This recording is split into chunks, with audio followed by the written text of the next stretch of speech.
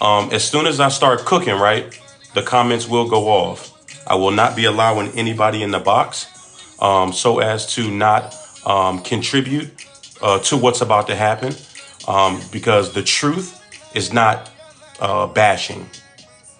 It's really and truly just about dispelling lies that have been told about me, as well as, what up, Gemini? As well as correcting some misinformation as it relates to the things that have been said. So me personally, regardless of what's been done to me, I will not be allowing anybody in the box to down talk my children's mother. I'm going to speak the truth. I have text messages in front of me. I got bank statements. I got LESs. I have court documents. I got a lot of stuff. Can y'all see a professional to mediate? There's nothing to mediate. My divorce was final in September of 23. So at the end of the day, it's just about speaking the truth. And the truth of the matter is you can heal however you deem necessary. However, when you just get to outrightly lying on me and saying that I'm not taking care of my kids and I'm not supporting you, crazy work. Crazy work. So I'm going to give a few more, maybe like another minute. How are you anyways? I'm all right. I'm just going to be clear. This doesn't feel good at all. It doesn't. This does not feel good. And I'm going to tell you why this doesn't feel good. At this point, I'm going to cut the music off. Anyone that knows me on this platform, they know that I pretty much built my platform on destroying goofies. .com, .gov, .edu, bringing all of our receipts, history, and things of that nature. I never would have thought that the person on the receiving end of an onslaught of such, in terms of paperwork and receipts and all that, would be the woman that gave me the 3 most beautiful blessings in my life. I also want to be clear about something as well. I am not perfect, right?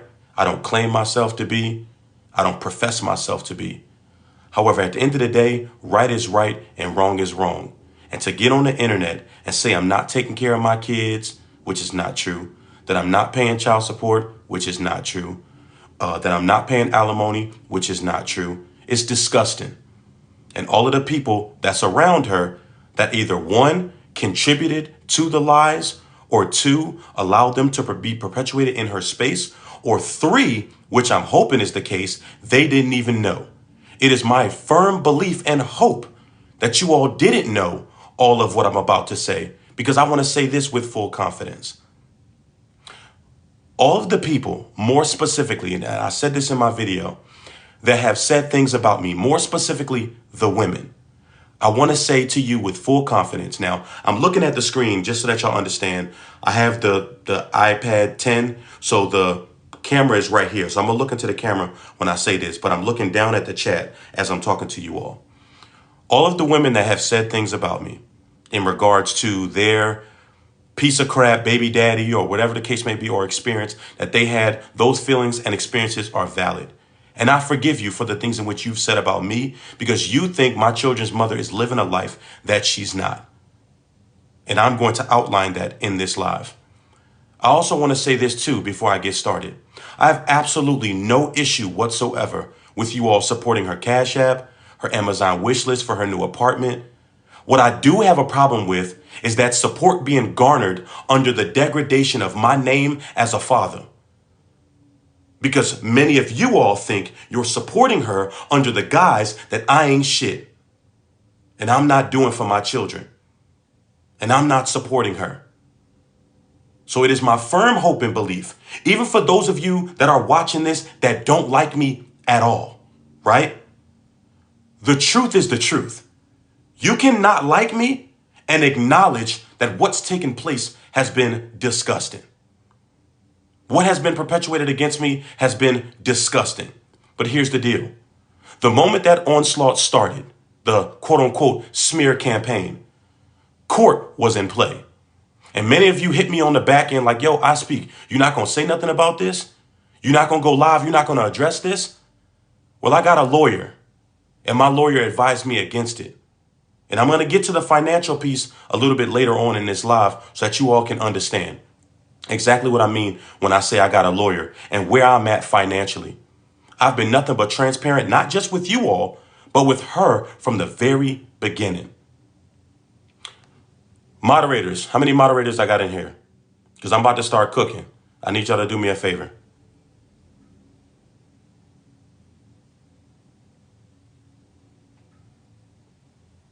Here? All right, do me a favor. Cut the comments. Because what I'm not going to do is foster and or facilitate a space in which people feel comfortable disrespecting her, right? Regardless of whether or not that is reciprocated to me. I'm not letting nobody up in the box to disrespect her at all. I hate the fact that this is playing out on social media. Yeah, I hate that too, but I'm going to address that as well. All right, nobody else touched the comments. I think 2 moderators back to back. One person turned them off, one person turned them back on. Are we good to go? One of my mods. I need one of y'all to text me just so I can make sure that y'all don't overlap. 10, 9, 8, 7, 6, 5, 4, 3, 2, 1. Comments off. Hello. Good. All right, bet. All right. So, for many of you that don't know, I was married to, I don't want to call her a content creator because she's not a content creator. She's my children's mother. I was about to say a content creator on TikTok. My children's mother, my ex-wife.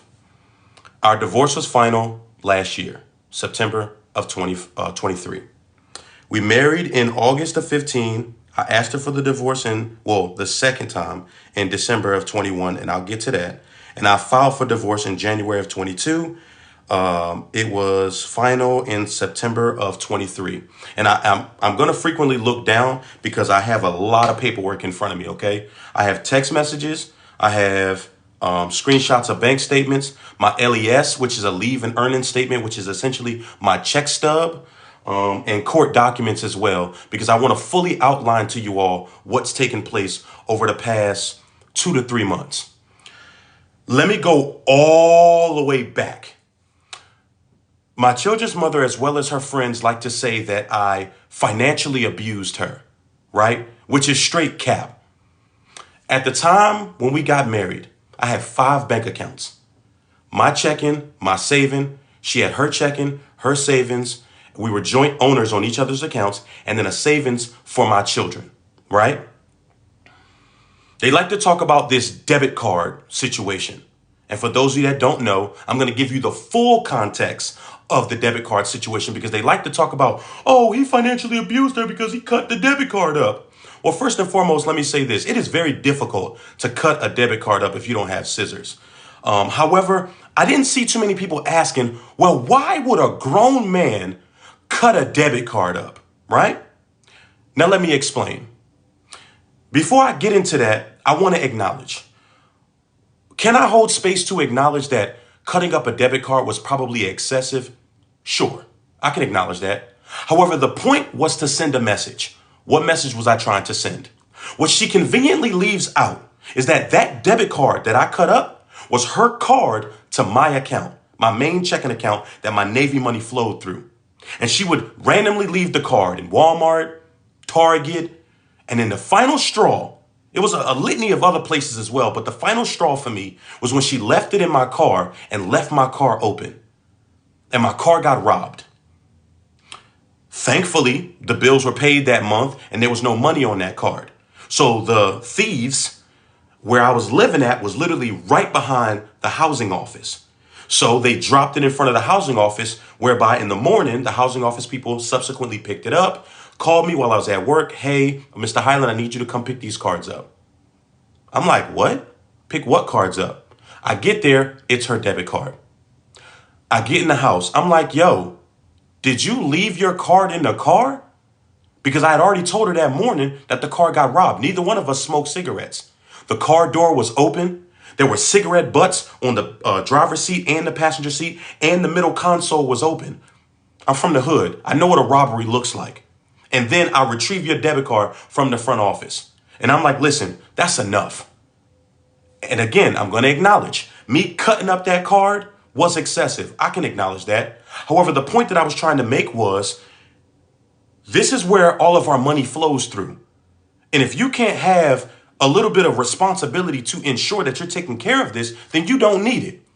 Another thing that she conveniently leaves out is that of my 5 bank accounts, she had access to all 5 of them. So she was never cut off from the money.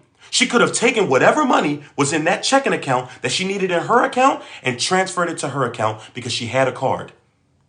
She could have very well got in the car, drove to the bank if she needed to, and still got money out because she was a joint owner on the account. Let's fast forward a few weeks. In my mind, I'm thinking, okay, hold space for the debit card, cutting it up excessive, cool, but point proven. Hey, listen, I'm trying to take care of this family. I'm the only one working. And I want to elaborate on that in just a second. I'm the only one working. So give me that space to acknowledge, yo, I need you to be more responsible with this debit card. Because had they got us when I got paid, we'd have been screwed. Fast forward a few weeks. I'm going to get back to the only person working because I don't want to disrespect her in that regard because I gave her options when we got married. But I'm going to get to that. I don't like going in women's purses or clutches or wallets or any of that. Y'all be having some sharp ass shit in your purses and bags and all that. So I don't even like doing that. She had told me to get something, or asked me rather, to get something out of her because she never really used purses like that. It was like a little wallet, a little Michael Kors wallet. No dab, a little something slight. And I open it to get her card and I see a shiny new card. So I'm like, you got a debit card for my account, a debit card for your account. I took this card, cut it up. You should only have one card in here. So I take the card out and I walk over to, I go up the steps to her and I say, is this to my account? She goes, yes. I said, why do you have a debit card for my account? Oh, because you was doing too much cutting my card up. I said, Tasha, when did you order this card?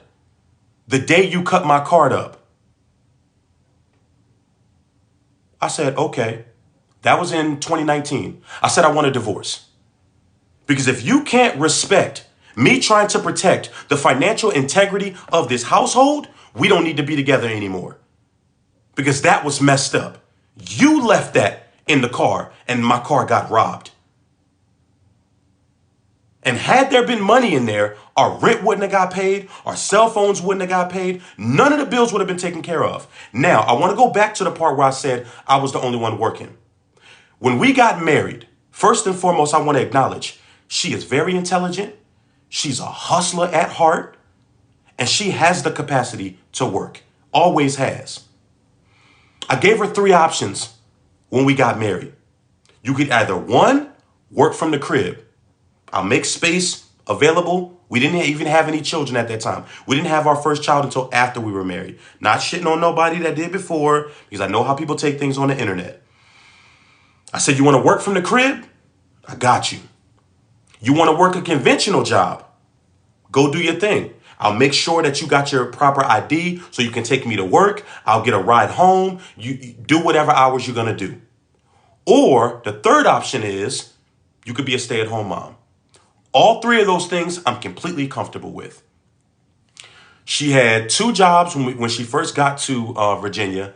It was Chipotle and I believe Red Lobster. I believe she got the job at Chipotle, and that's when we ended up getting married. If I'm not mistaken, and I may be murking the timeline up just a little bit, she got pregnant with my daughter.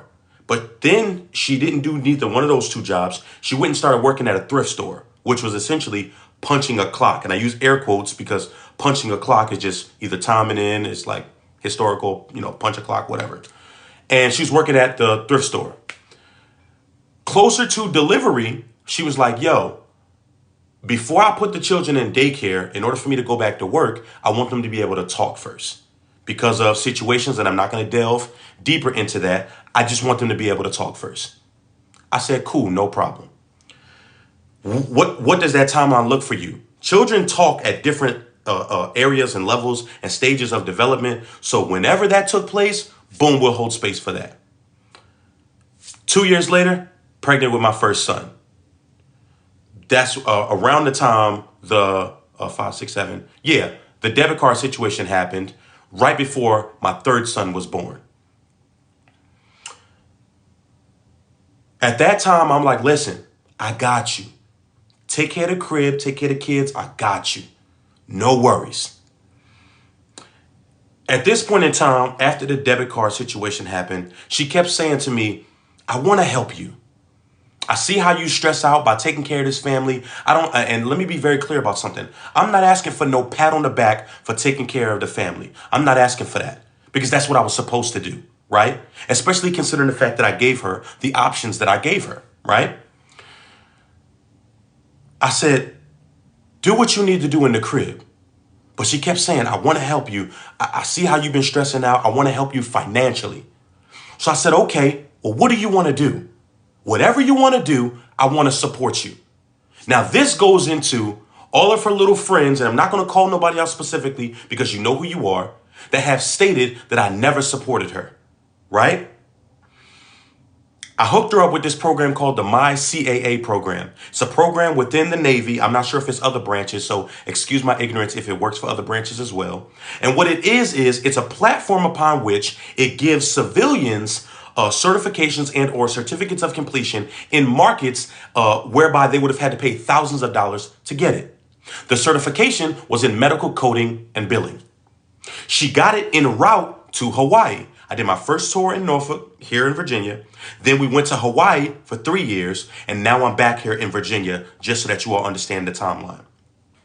Going to Hawaii, she was like, well, I don't want to do that because I don't want to have to get up early in the morning because we would have to go off of Central Standard Time instead of Hawaii Standard Time. And I'm like, yo, I can go to, if I need to go to bed a little bit earlier, I go to bed a little bit earlier so that I can get up. If the kids get up in the middle of the night, that way you can work whatever hours you're going to work. Then when I get off work, you can put in more hours because you can pretty much make your own schedule. She said, no, I don't want to do that. I said, okay, cool. Let me know what you want to do, and I got you. Then she tells me she wants to be a professional makeup artist. I'm like, okay, cool. We can do that. Me, having the platform that I have, seeing how social media works, knowing people within the industry, I'm like, you need education from an accredited school so that when you go to do your clientele, they're like, yo, pretty much like what qualifies you to be able to woo, woo, woo. Now, let me acknowledge, are there people who are self-taught that have made a way for themselves? Absolutely. However, my thought process was, whatever you want to do, I want to support you in that. So I spent $3,000 for her to go to makeup school, which she did phenomenally at, passed everything.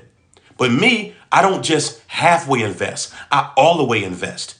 So because of situations that was going on with her credit, whatever, I went to Ulta and I got a credit card in my name for her to show her just how invested I was in what she wanted to do. My issue with that was every time I turned around, she was shutting her TikTok down. And I'm like, yo, it's better for you to just not post or not be on the app if you're going to take a break so that you come back to those clients, because her complaint was she was doing makeup, selling lashes. She would come back. Those individuals would have gone to somebody else. Well, why are they going to other people? I'm like, listen, you can't keep deactivating your page. It's much better for them to send that message. It sit there in your inbox so that when you come back or you intermittently check it, you don't have to post no content. You don't have to go live. Just make sure your inbox is still open. She then tells me, I don't want your help. I want to do this on my own. And I'm like, I literally get paid to teach people how to do this. You got me here for free. Again, a lot of portion of this, right, after that is when we got into a debacle, and I started to realize something. She would continuously weaponize my achievements against me and then acknowledge that. Everybody can't wake up with 1.5 million followers. And I'm like, what? I didn't just wake up with 1.5 million followers. Everybody can't go to college for free. I bust my ass when I was in school to get my full 4-year academic scholarship. Why are you doing this? So then as that continued to happen, I'm like, I told her something the night before we got married. And I promise you, I don't mean any arrogance when I say this. I'm a visionary. And my right hand to God on all 3 of my kids. I told her, Tasha, and I'm not going to say her full name because I don't want to dox her. I'm going to be famous. We are not going to live normal lives. I don't know how long it's going to take me to get there, but God has already shown me on stage in front of hundreds of thousands of people. We are not going to live normal lives. The mansion, I'm going to drive my Guinea eventually, you know what I'm saying? And I want to support you in whatever it is that you want to do. However, I'm telling you the vision that God has given me. If you don't want that life, don't marry me. I'm telling you, if that's not the life that you want, do not marry me. She said, okay, I'm rocking with you. I said, I bet. Just for, I guess, continuity purposes. We got married in August of 2015. I had known Tasha since 2008. So in my mind, I'm thinking, there's no reason why this ain't the woman I'm supposed to be with. I had a really bad breakup or whatever. And, you know, we dated a little bit when I was in high school. She broke up with me. I went to college. After I got out of college, crazy relationship, whatever. And she continued to support me through all of that. Right? At the time, she was in a little situation or whatever. I'm not going to delve deep into that. But I didn't like it. And I'm like, listen, I'm in the military. You feel me? Come down to Virginia. I'm going to get you a good job. Woo, woo, woo. Everything going to be Gucci. I'll sleep on the floor. You can have my bed. But then I realized, like, damn, this woman been in my life for this many years. There's no reason why this shouldn't be my wife. So I call her up. I'm like, yo, I don't want you to come to Virginia to be my friend or as my friend. I want you to come to Virginia as my wife. And she started crying on the phone. I've been waiting for you to say this for a couple years. I low-key got in my feelings because I'm like, you broke up with me, but I digress. So in that, I'm thinking to myself, through all of these different experiences, all of the things that we persevered through, all of the things that had happened up until that point. And I just asked her, after having gone through what I went through with the false allegations of sexual assault from another content creator who shall remain nameless and is pointless to even bring up, I felt like I was abandoned during that time period, that I wasn't supported at all as my wife. And you look me in my face and you say, well, what was I supposed to say?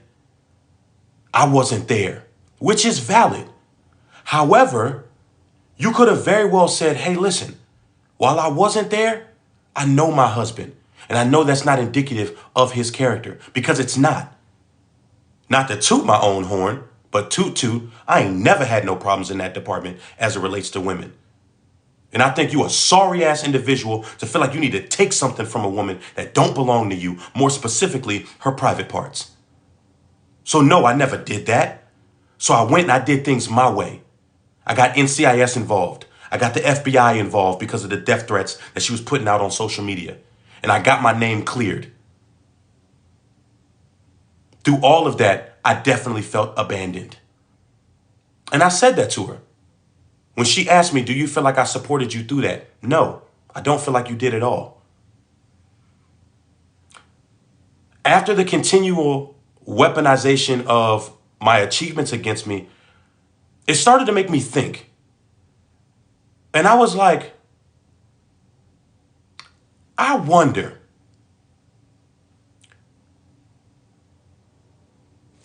after I asked her for that divorce the first time because of the finances, my dad talked to me that very same day. He said, son, that's your wife. That's not your girlfriend. Go work on your marriage. Go talk to her. See how she's feeling. I know how you feeling in this moment, but go talk to her. I said, okay. Very next day, I went and I talked to her. She looked me in my face. She apologized for the debit card stuff. And she said, I don't want to give up. I still got fight left in me. I said, okay, cool.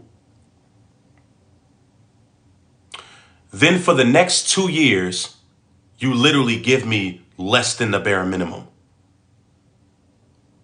What do I do with that? I'm giving you resources to go to therapy. I'm giving you resources and you tell me I'm in survival mode. I don't even know what that means. I'm looking up different resources to get to you. Again, this whole idea that I never supported her. Cap, I started internalizing it myself. Well, dang, am I doing something? Can I do something better? And let me reiterate, I'm not saying I was the prim, proper, pristine husband. My communication definitely could have used some work. You feel me? So I don't want this to become oh my God, she was such a shitty wife and you were such a great husband. I could have definitely worked on some things as well. However, I never stopped going to therapy. I continued going because it was needed and necessary. So then I asked her in plain language, fast forward to all of the turmoil that was taking place. I said, when I told you where our lives were going and where I saw God taking us, when I told you that, I'm going to ask you in plain language, did you believe me? And she looked me in my face. Well, she turned because she wasn't looking at me, looked me in my face and told me no.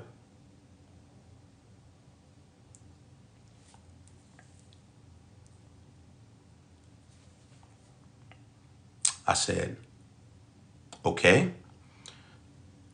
I'm going to ask that question a different way. When I told you exactly what it is that I was going to do, did you believe in me? Because the actions that you're perpetuating lets me know you didn't think so. So I want to know from me, did you believe in me when I told you that? And she looked me dead in my face again and said no.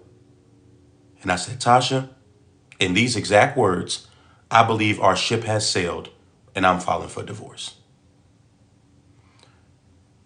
Before I just go along to get along, I would much rather you be happy with somebody else. And I can do bad all by myself. And my thought process, and I'm going to be honest with you, I don't care how any of you feel about this. The world gives me enough. My job gives me enough. Society gives me enough. If nobody else I would want to believe in me and to be there for me, it should be my wife. Because everything that you sought to do, every opportunity for furthering your education, I wanted to make sure it was there. Every opportunity for you to work, I wanted to make sure it was there. Every opportunity for you to be with your family, I wanted it to be there. Now, the only downside was when we went to Hawaii, I offered multiple times to fly her family out. She told me no. Offered multiple times to fly her. She told me no. So I'm like, I can't just be taking leave. And all of my military people, y'all know this. You can't just be taking leave back to back to back to back. The military don't work like that. It don't. And what I mean by leave, for those of you that don't know, is essentially you have to ask your command for permission to not come to work for extended periods of time. That's all that means. So I don't want to talk to y'all like y'all don't know what I'm talking about, but there are people that don't know military language. So I want to make sure I clear that out. After that, I filed for divorce. I filed in January of 22.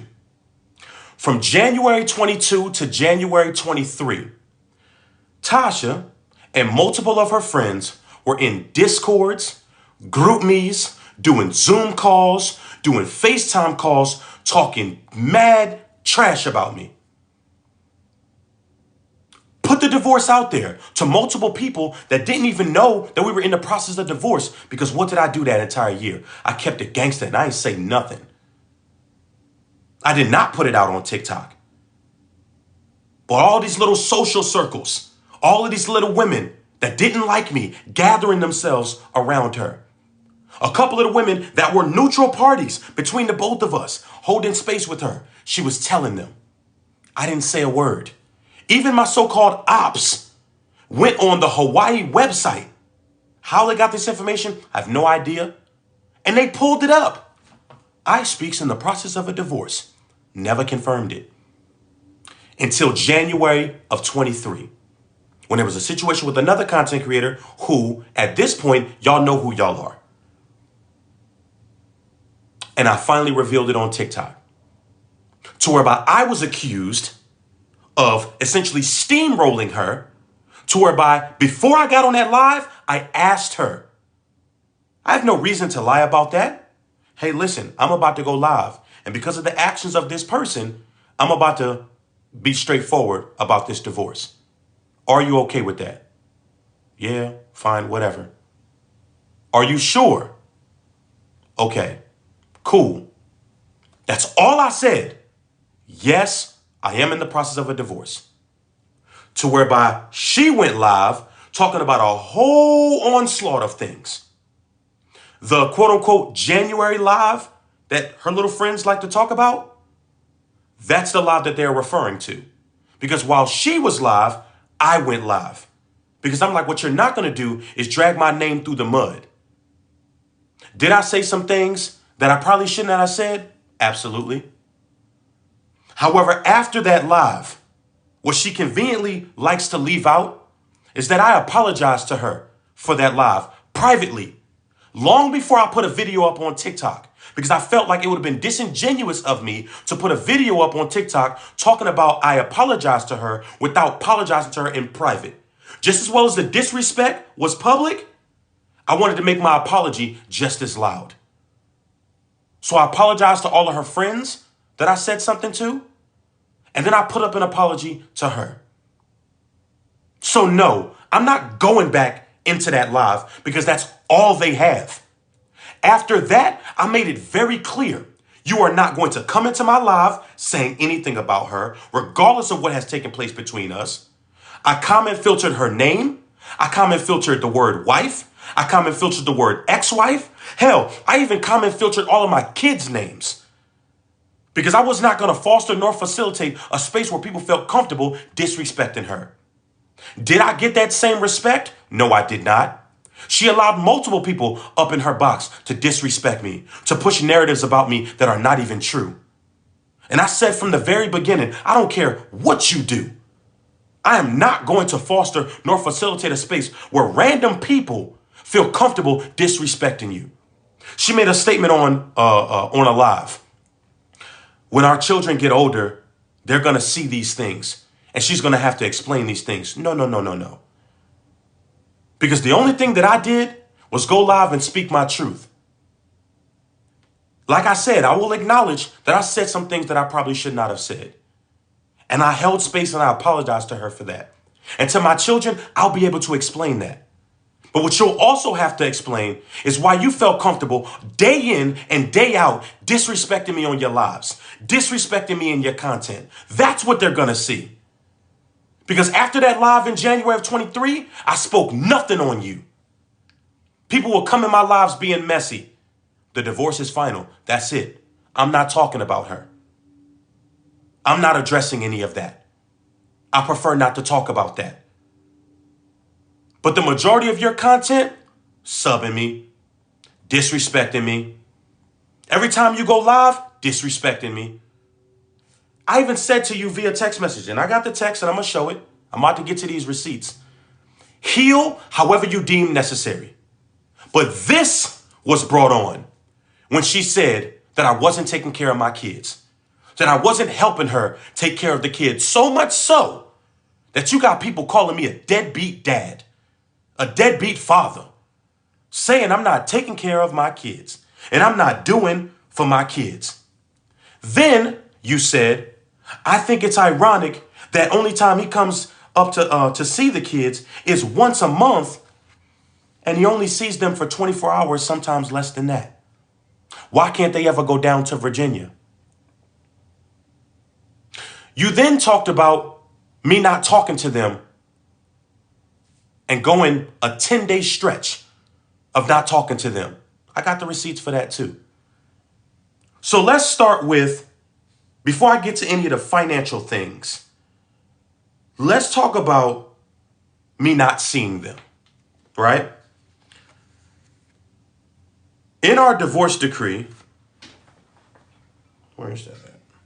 No. Give me just a second. Here it is.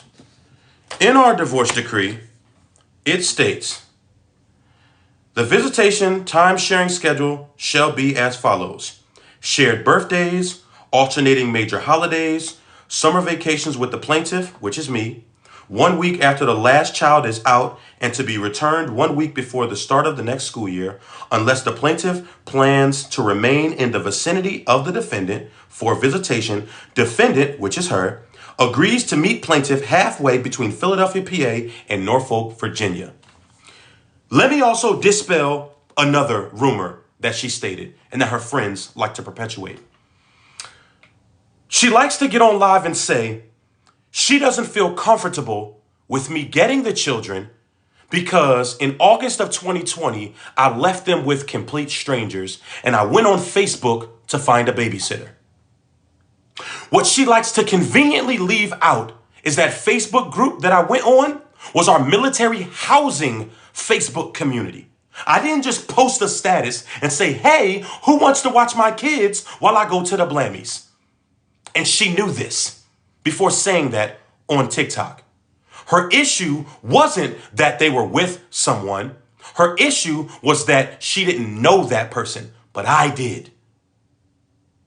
Her issue was that she didn't want me there at the Blammies. That's what the real issue was.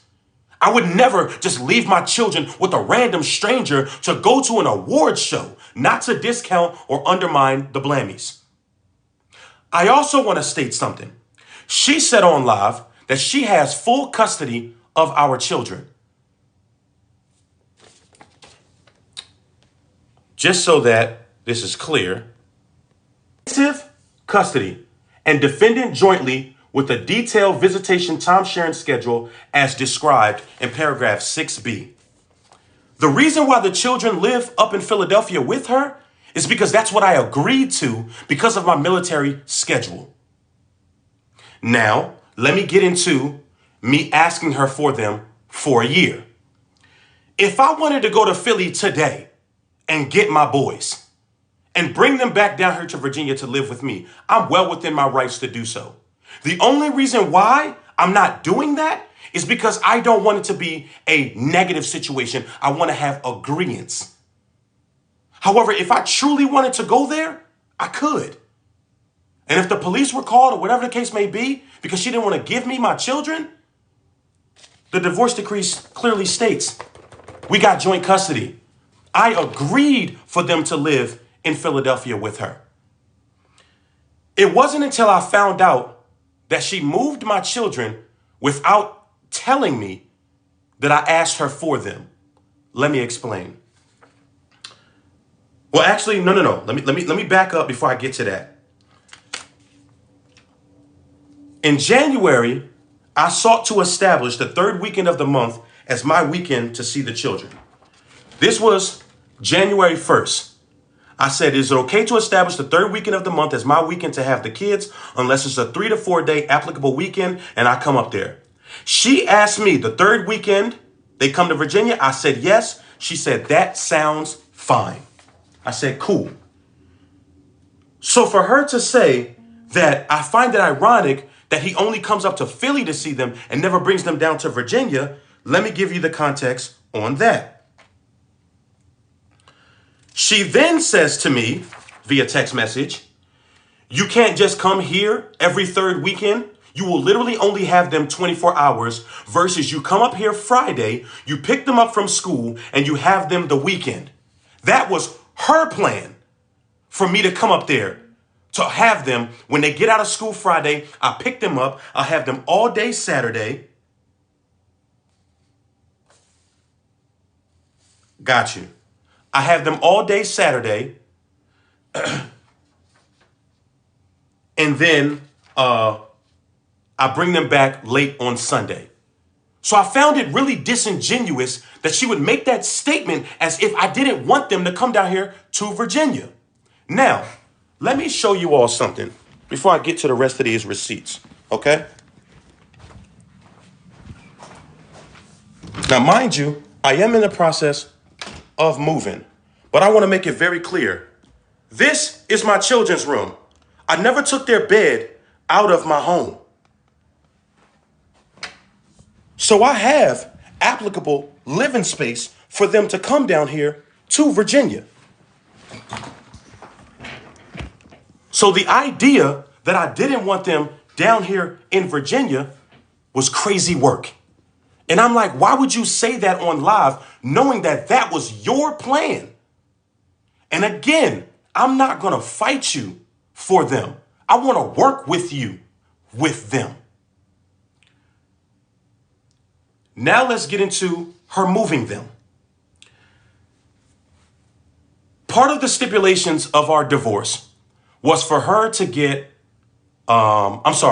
she said to me that her brother got her a house and got her a vehicle. Now let me put something into perspective. We got divorced in Hawaii.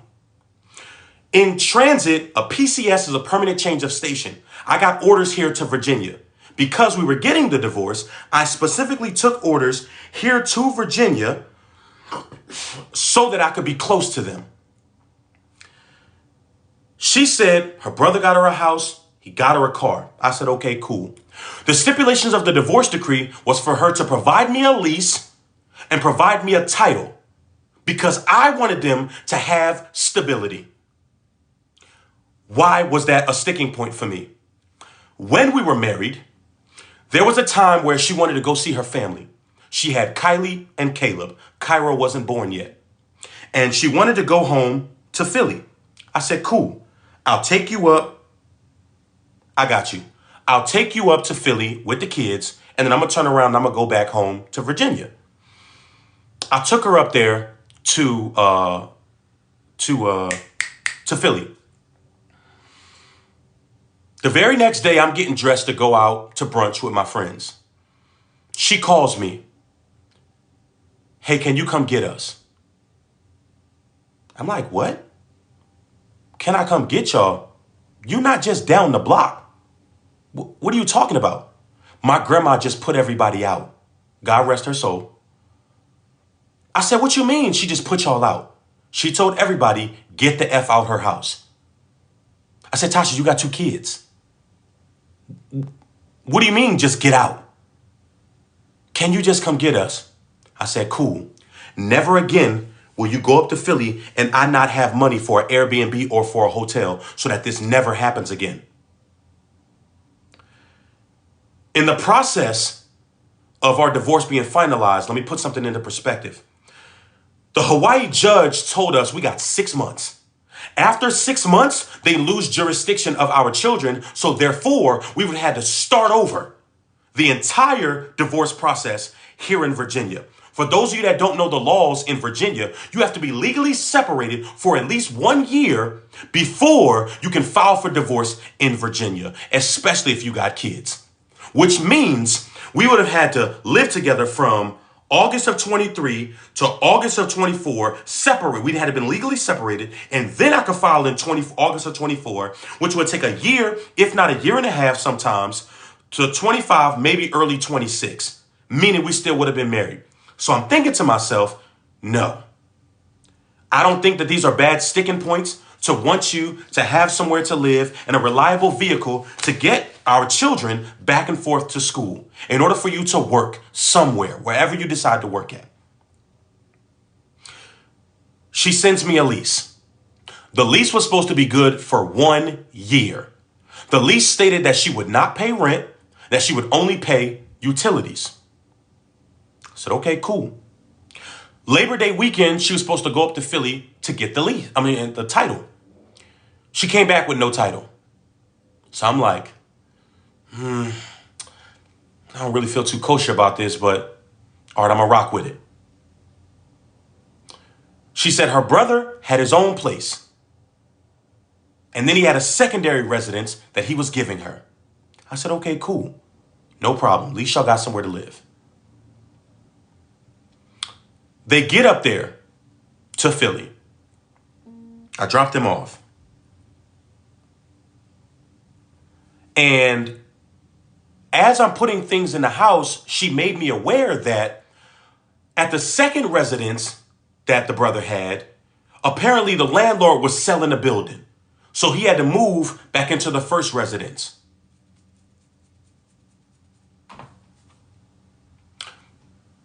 That don't make no sense. Because the second residence, when you sent me the lease, it would have said that you're not paying a mortgage. Because why would he be renting two different places? Now, is it possible? Sure. But I didn't believe that. But again, I let it rock. Cool guy. I have nothing bad to say about our brother. I thank him for allowing them to live there. No problem. She never gives me a title. Her brother comes out and walks to the car that she said was the car that he was giving them. I said, are y'all sharing a vehicle? Because why is he going to the trunk of the car that he said that he got you? In my mind, I'm thinking he should have another vehicle. So whatever he needs, all of that stuff should have been cleaned out already. So she says to me, oh yeah, I'm going to take him to work.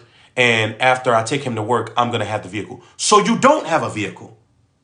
Now I'm pissed because I'm like, in my mind, I'm thinking, now I don't think that he's going to do this to her, but this is just my thought process. I'm already skeptical about this place being yours because I don't want nobody to be able to put y'all out nowhere. And I don't want nobody to be able to get mad at you and take a vehicle from you because now you shit out of luck with an opportunity to work and my kids can't get to school. So we immediately go into the home and I say, kids, go in there with her brother. And I pull her into the room. I said, Tasha, why you lie to me? You did not have to lie to me about this. Well, I felt like if I would have told you the truth, I wouldn't have got the kids. I said that wasn't even the case. We had already had a conversation in regards to you getting them. And all I wanted was for you to have stable housing and a stable vehicle. That's it. Now let's fast forward. I'm on the phone talking to my kids because the only way up until, and I'll get to the iPad situation, for me to talk to them was to either call her phone or to FaceTime her iPad. So I called her phone because she wasn't picking up on her iPad. So I figured she probably ain't got service. She's probably out and about. I think it was right around the time for them getting out of school. So I called her and I'm talking to the kids. Hey, how's your day? Woo, woo, woo. What'd you do in school? Blah, blah, blah. Daddy, we're in the white car. I said, white car? Your car's not white. I didn't think nothing of it. Yes, Daddy. Daddy, school was good. We're in the white car going to the new house. New house? What new house? I said, now mind you, I'm on speaker in the car. I said, Tasha, what new house? What are they talking about? Her best friend, his name is Mike. She said, we're going to go live with Mike's mom. She's letting us live with her for a little bit until I get my apartment. Her brother's name is Dominique. She calls him Damo. Damo lost one of his jobs and we ended up moving out. I said, when were you going to tell me? For those of you that do not know, the Navy has this thing called the Navy Family Accountability System. It's short for NFAS. Anytime my children move residences, I have to update that. I said, Tasha, when were you going to tell me that you moved the kids? Oh, we just moved yesterday. Okay, and? You didn't just make that decision. You can't just be moving them and not saying nothing to me. That's not right. So I expressed my discontent with that. And I said to her, and I'm going to read the text message. I'm going to show you all so that you don't think I'm bullshitting. This is the text. And it's a lot. So I'm going to read it. I said, I'm going to be honest. I'm a little frustrated you moved them and didn't tell me, as it creates great uncertainty for me and obvious safety concerns. When you get a chance, can you shoot me the new address so that when I get up there next weekend, I'll know where I'm coming and I can update the address in my NFAS, which is the accountability system we use for our dependents, if you don't remember. And then I put in parentheses, I'm not trying to be smart. I just didn't want to assume you knew that. Moving them without notifying me ain't right, and I would appreciate it if you didn't do that again and are more forthcoming with information when you move them where you are into your own spot. I don't have much, but damn it, I will still try my best to move whatever mountain I need to. However, I can't help what I don't know. Can we just please not do this and open this communication better? I'll definitely do better on my end as well, so don't think this is all you. And thanks for the groceries as well. That's really going to help me a great deal. Don't forget to send me the address when you get stable at your crib. So I'm like, we are the adults in this situation, not the children. My children should not have told me that y'all were moving. You should have told me that. Right after that, and I'm going to backtrack a little bit to the alimony, child support, and all of the money portion. I'm going to get to that. Don't worry, just wait on that. I got up there. I got an Airbnb. And part of my frustration was also the fact that if my children would not have said that, when I went to go and get them, I would have showed up at the wrong place. So my question was, when were you going to tell me that you moved them? No problem. I get the kids, we chilling, we having fun. I take them to Chuck E. Cheese. This was the weekend right before my birthday. So I said, hey, when you get off work, can we have a conversation? She was like, yeah. Well, no, she didn't say yeah. She said, if you're going to argue with me, I don't have time for that. I said, listen, I have no desire to argue with you. I just want to have a conversation with you. That's it. The reason why I said I'm going to get to the money, because part of this has to do with money. I said, I would much rather talk on the phone than have this conversation via text message. She said, okay. Later on, I think it's either that night or I think it was that night. We had a conversation on the phone. I said, listen, right now, I don't feel as though you all have stability, right? So before I got up to Philly to get the kids for that weekend, I talked to my chain of command. I talked to my command master chief, and I talked to, my immediate chain of command, my supervisors. And they're willing to help me help you. What do I mean by that? I said, let me get them for a year, just so that you can get more stable into your new place. Now, let me be clear. None of this is your fault. I don't know the inner workings of what all took place, and I'm not blaming this on you. But right now, they don't have stability. And I want to be able to provide that for you, at least for a year, for you to get on your feet better. Give me a second, y'all. I got the little thing across the screen.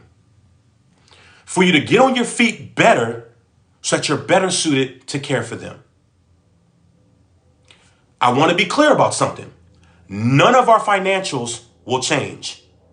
You're still going to get your child support that literally comes out of my check, and we'll get to that. You're still going to get your alimony.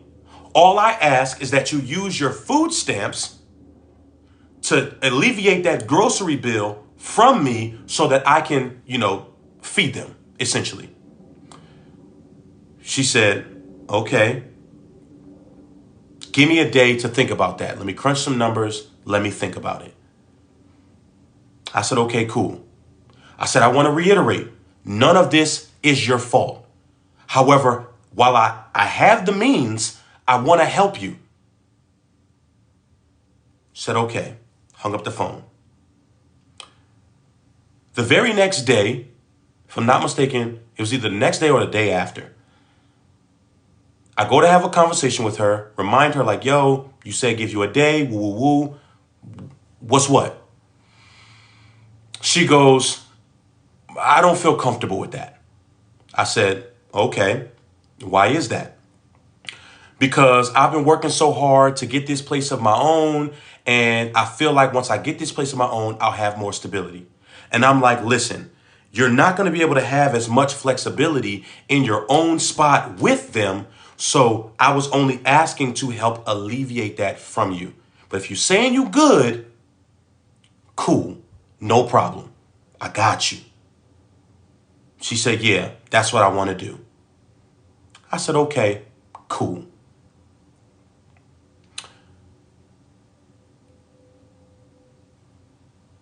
February rolls around. Immediately, my check was half. And I'm thinking to myself, and my military people, y'all know this, whenever there's something going on with your pay, you had best go to admin as quickly as possible. I'm like, yo, why in the flip do I have a $700 paycheck? Can y'all go in whatever system y'all got and figure this thing on out, right? Now let's pause there. I told her after February, when I got that $700 paycheck, alimony is $1,000. I told her coming into March, because that was February, I would only be able to do half because I had only gotten a $700 paycheck. And I know everything keeps going to money. I promise you I'm going to get to the money and it's going to make sense. That is when she started on TikTok, saying that I wasn't helping her, saying I wasn't paying child support, saying I wasn't assisting her in taking care of the kids. Now, mind you, for court, I got a lawyer. And when I say I got a lawyer, I'm going to do something for you all in real time.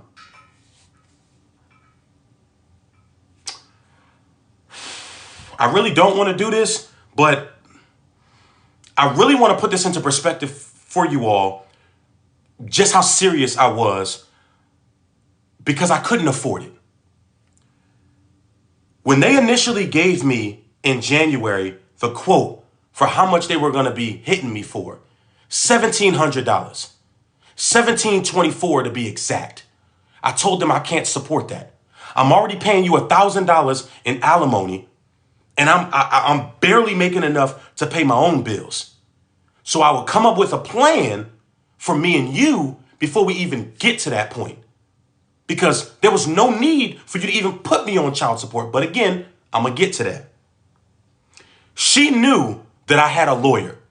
And I said on TikTok multiple times, I'm not going to address her until our second court case was done.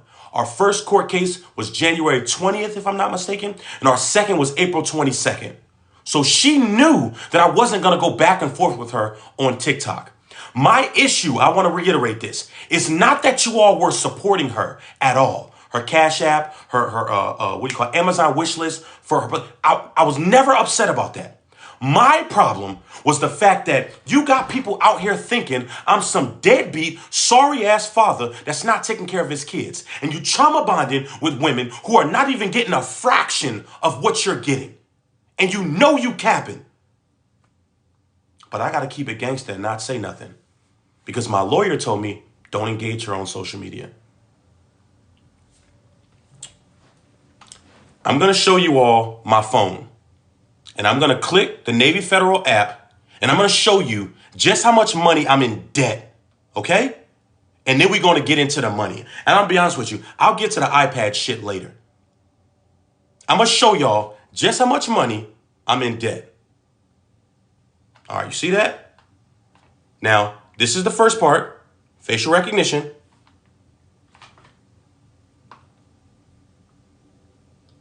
You see that? See that personal loan at the bottom?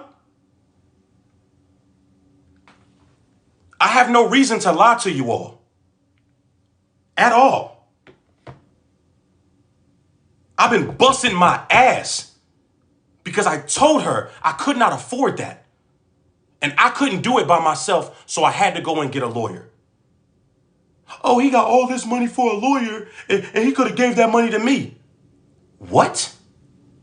You know how many men are out here paying child support that they can't pay it? Do y'all know what happens when men can't pay child support? They get put in jail. For those of us that are in the military, let's get to this paperwork. I told her via text message that they were garnishing my paycheck. This is the notice of garnishment that I received January 31st of this year. And I'm only covering up my command's address. This is how much I was due to pay. $17.24, 50% of my paycheck. Now I want to be clear about something. They started taking my money in February. She said that I never paid alimony. This is a screenshot confirmation of $1,000 that I paid in December. $1,000 that I paid in January. Another $1,000 that I paid January 31st for February's alimony. Then I communicated to her that, and I'm going to total all of this up for y'all in the end. I got you. Notice a lot of numbers. Then I told her come February, when they hit me the 15th of the month and took half my check, that I would only be able to pay her half come March. This is the confirmation for March. And I paid it on the 4th because I told her that's when I get paid from TikTok. Because I was getting back into my battles and I had already told her previously, give me just a second.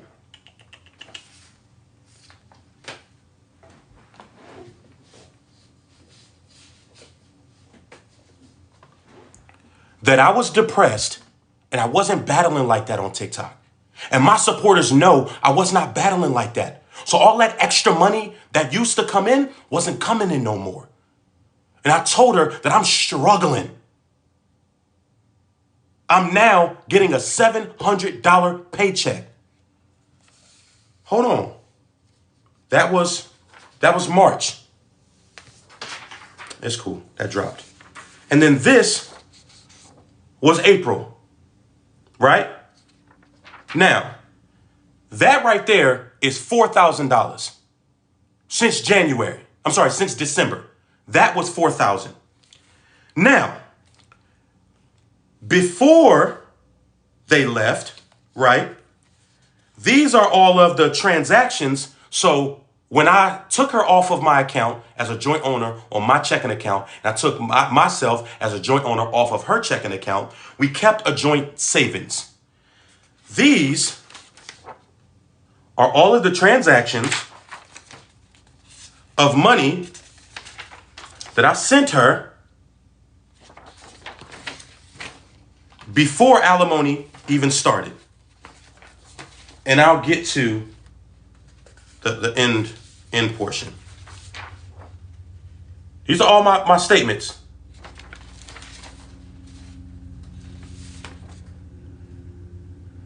Because she said to me that she wants to regain her independence after the divorce. So no, I don't want to depend on you every time I need something. I said, well, when the kids need something, come hell and high water, please let me know. She said, okay, I will. The total from September to December, before alimony started, was $1,948.49 that I gave her before alimony even started. Now, leading up to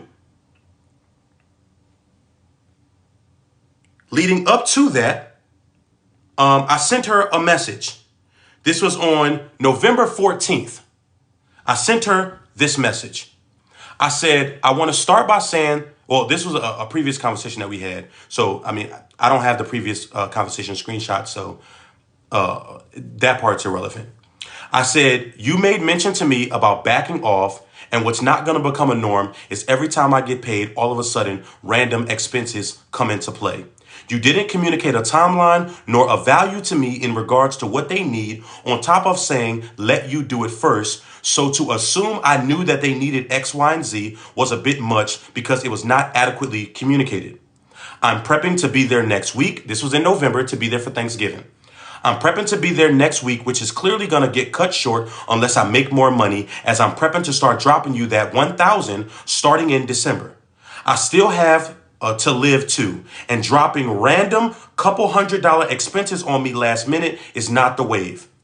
That can be articulated better, and moving forward, you're going to have to start budgeting as well if you aren't already. She said I insinuated she wasn't budgeting. I literally said if you aren't already, because giving you that $1,000, I don't have $200-300 just to give you because I'm not battling on TikTok. TikTok is extra. It's always been extra. The Navy is my job, my career. That's where I get my money from. I said, you identified 3 sources of income to me, and I've not once counted your pockets nor asked, do you have this or do you have that?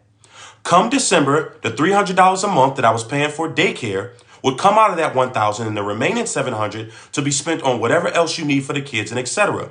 Money is not coming in as it was before, and until it does, I have to live off of what's guaranteed to me, which is my check from the Navy. I'm going out of my way to give you space and respect your grind, and I felt ridiculously disrespected this morning by saying that's it when I asked about the money. Last month, that last minute $300 she asked me for had me living off of $75 for a week and a half, and I couldn't even get groceries, and I didn't complain once. I made it happen. I said that's not the wave, and that stops today.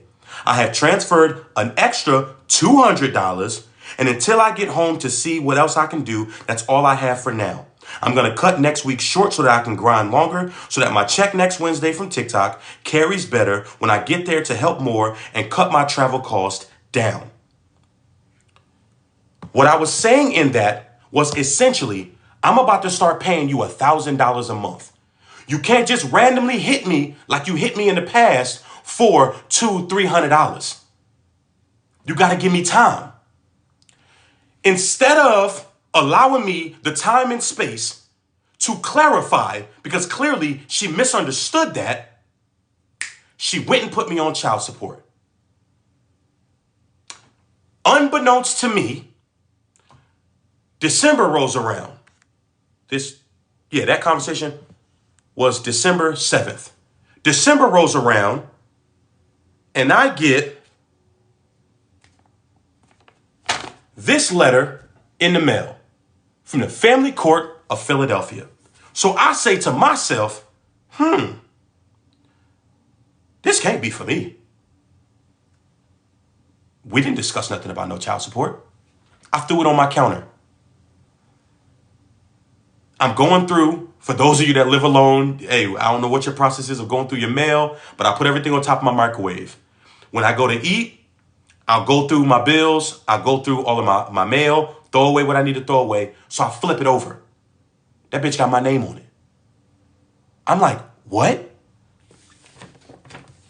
Mind you, this is December. So I'm sifting through it, and I see that it was filed November 27th. The week of the 22nd, I was up there in Philly. So I'm like, you couldn't have a conversation with me? So I called her immediately. Don't do that.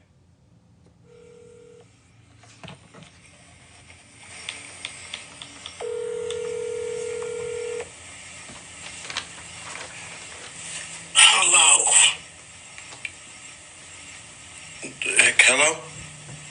Yes. When were you going to have a conversation with me and tell me that you were putting me on child support? I wasn't. What? What do you mean you weren't? Because I told you when you originally said that you were not going to be on child support, I said to you, when you fuck up, I'm going to put you on there because I... Now let me pause that really quickly. Let's put into perspective. This was December 7th. Up until December, I had already paid her $1,948.49, as well as on the 1st of December, $1,000 in alimony. So now I've given you $2,948. Please tell me how that's me fucking up. But let us continue. Ask you to do one thing. You thinking that $1,000, that alimony, that's supposed to be for me to maintain for all of us, and you weren't sending anything else? Those were your words? I never said I wasn't sending anything else. In that text message that I read, I never said that I wasn't sending anything else. All I said was, you can't just hit me for random expenses now. You got to give me time. But instead of having a conversation with me, this is what she went and decided to do. Yes, you did, Anthony. I said to you the alimony because I have to live too, to include the daycare in that. And that I even told you beforehand that if you needed help with anything, just let me know. And you told me to back off. That's exactly what I said. That is not what you said. I read the text message. That is not what you said. What? That is not what you said. That is not what you said. You said you weren't sending anything else. When did I say that to you? Read your text message. Your long-ass paragraph of a text message. Yeah, in the beginning. Okay, so I apologize for not being more clear in my message. You didn't even receive the first payment yet before you filed this. So you didn't even ask me for clarification. You talking about when? Hold on a minute. You said when I fuck up. You didn't even have a conversation with me to clarify. That's what I meant in the beginning of the month. Was when you sent that long ass text message. No, a conversation goes both ways, not one. So I send a message and you put me on child support? You sent that message, then tried to make it seem in that message as if, one, I don't budget. When, one, I have all 3 kids here. And just as I reiterated in that message, I said you're going to have to budget if you aren't already. I never said you don't budget. Incomes. Hold on. You brought up my 3 incomes, which I don't even know how you're counting. I don't even know what 3 incomes you're fucking counting. Because let's not count TikTok. I don't make nowhere near, and I told you I don't. Again, this is what I mean by we could have had a conversation. When you asked me to back off and allow you to do, and if you need assistance, you'll let me know. You identified. Hold on, Tasha, hold on. That text message, Anthony, when I said, let me do what I need to do, I referred to me. And that was in reference to the fucking laptop, Anthony. Hold on.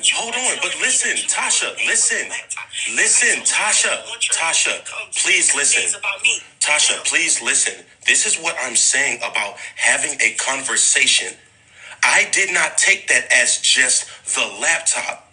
I took that as you saying to me, I want you to back off because your exact words were, I need to regain my independence. Buying a laptop is not regaining your independence.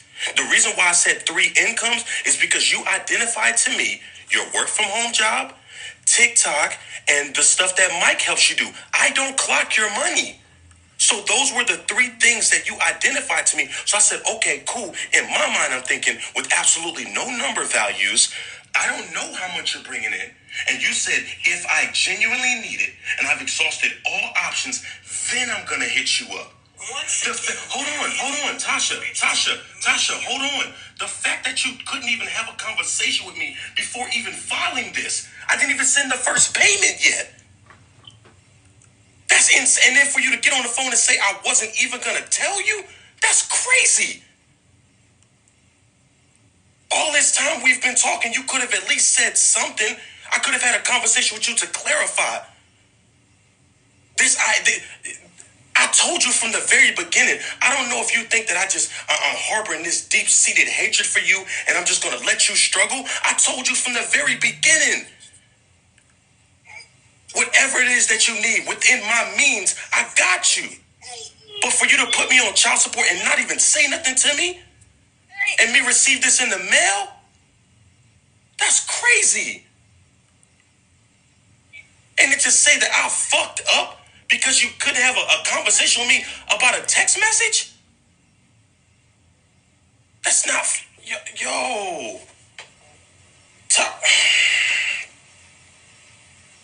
You sent a long text message. And you could have had a follow-up conversation with me instead of going to go file for child support, Tasha. Do you, am I not worthy of that? Are you worthy of a conversation? Am I worthy of a follow-up conversation? Because clearly there were some misconceptions had with that message, and I understand, and I can hold space for that and apologize for the misunderstanding. However, instead of having a conversation with me, you went and put me on child support. I think that's a bit of an extreme, don't you think? Not at that moment. When you sent that message and you said what you said to me, and you came at me the way you came at me, and then sitting over there talking about random expenses, your children are not random fucking expenses. I never call my children random expenses. Don't do that. Don't do that. I never called them random expenses. Don't do that. Don't do that. What I meant by that, again, if you would have had a conversation with me, is that you wait until payday, not even asking me what I got going on, to hit me for $200-$300 randomly. And if it's in my means to do so, I move mountains. You know what I've ate in the past 2.5 weeks? Noodles. I didn't realize just how much my TikTok money ain't coming in the same way it used to. But I still made sure you had your bread. And I still move mountains whenever you tell me you need something. I've never called them random expenses. But if you would have just had a conversation with me to clarify, I could have told you all of that. So you made an impulsive decision in that moment because you was what, mad? That's foul. That's foul, Tasha. That's foul.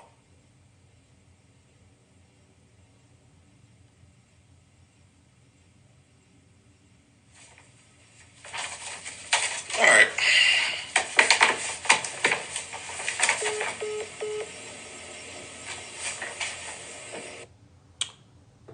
So after that conversation, I sent her a text. I said, I got a question when you got a minute. After our conversation regarding the misunderstanding, are you still going through with the child support or are you going to drop it? She said, we need to have a conversation and come to an understanding. So I said, okay, let me look at my bills. Let me look at what I could feasibly do because I have no issue with ironing out additional money for you. I said, here's the plan. For right now, because the alimony only goes to November. After November, the alimony stops, right? My bills on the first of the month at the time were $10.15 on the first of the month, and then on the 15th of the month, $9.69. Most oftentimes, I would get a $1,700 paycheck, something like that, right? So the first of the month, I got about $600 left over. The 15th of the month, let's just say $700, right? Now, I also got to have money after the 15th of the month, right? To be able to go up to Philly to see my kids. I got to pay for an Airbnb or a hotel, gas, tolls, money for them to eat, and money for us to do activities. Then I got to turn right around on the first of the month and get you your $1,000 in alimony. So in that, I said what I could do is $300 extra, right? Up until November. And then I'll double it to $600 of guaranteed money a month that I would give you. Not to say that I wouldn't give you anything extra, because intermittently on TikTok, when I make money, I throw you something. Once my boys become preteens and or teenagers, I would get them and I would drop that $600 down to $200 for you to keep our daughter. That is my proposed plan. We don't even have to get child support involved. That's what I can do for you. She said, okay, give me a day or so to think about it. I said, okay, cool. I thought that was a pretty solid plan, right? 600 guaranteed. Hell, there are some women that don't even get a fraction of that. There's some women that's not getting nothing at all. But I'm saying like, okay, I want you to know that I'm willing to do. However, I got to do within my means so as to ensure that you're still getting that alimony as well as I have money to come up and see my kids. I'm not saying that I'm not going to help you. This is the guaranteed money that I can give you. The next day, she don't say nothing. Something was going on with my youngest. So I didn't even trip. The very next day, I hit her. I'm like, yo, can we have the follow-up conversation? She goes, that's not enough. Can you do 600?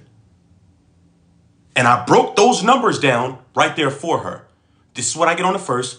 This is what I get on the 15th. I still got to be able to come up and see them and get you your $1,000 on the 1st. I'm not going to be able to feasibly do that. Then no. I said, okay.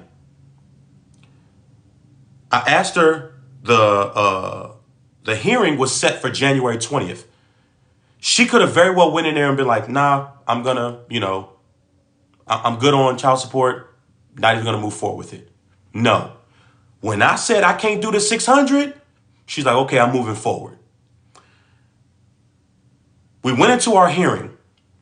The paperwork that was given to me, she reported no job. She didn't report that I was giving her $1,000 in alimony. At the time, she had told me she was getting $1,400 in food stamps. And I'm just like, whoa. Okay. None of that was annotated on the paperwork. So I'm saying to my lawyer, like, yo, they're not going to take none of this into account. He was like, no, this is just to crunch numbers. The very first one is to crunch numbers. What does your income look like? What is your income to debt ratio? They don't care about all of that extra stuff. You'll find that out if you decide to go to court. I said, okay. We presented, all of our paperwork. She presented whatever paperwork she presented. But in the paperwork that she submitted to them, and I want to make sure that I cover up my kids' names because I don't want to dox them. I don't want people having that address. Give me just a second.